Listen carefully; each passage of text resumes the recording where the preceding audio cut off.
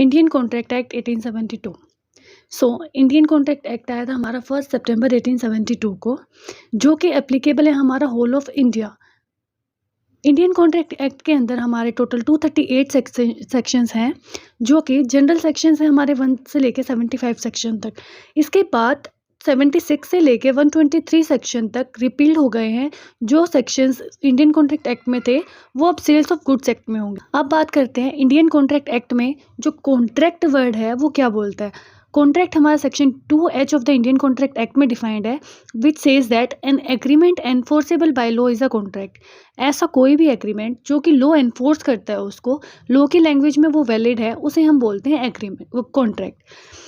Contract बनता कैसे है, उसका प्रोसेस क्या है कॉन्ट्रैक्ट बनने का। सबसे पहले एक बंदा है, फॉर एग्जांपल ए है एक बंदा, वो क्या करेगा, बी को ऑफर देगा कि मैं अपनी कार बेचना चाह रहा हूँ।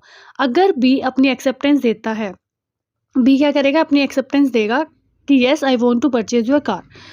वो एक्सेप्टेंस कैसे देगा, प्रोमिस से देगा कि मैं तुझे पेमेंट कर दूंगा या जो भी है।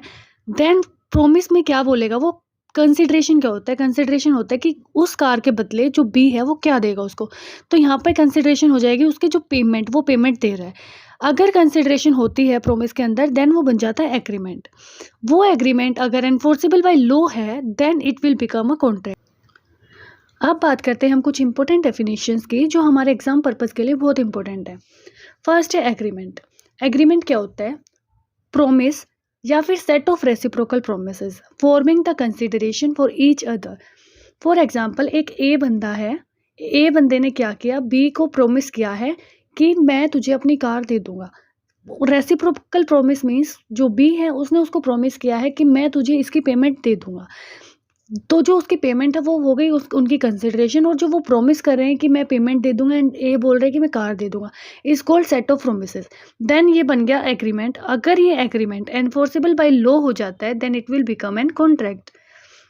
कंसिडरेशन क्या बोलता है, कंसिडरेशन हमारा सेक्शन 2B में दे रखा है, which says that consideration basically means आप किसी ऑफर के, जो कोई बंदा ऑफर दे रहा है आपको, उसके बदले में आप उसको क्या दे रहे हो, मीन्स समथिंग फॉर समथिंग। अगर आप कुछ ले रहे हो तो आपके उसके बदले कुछ देना भी होगा। This is called consideration.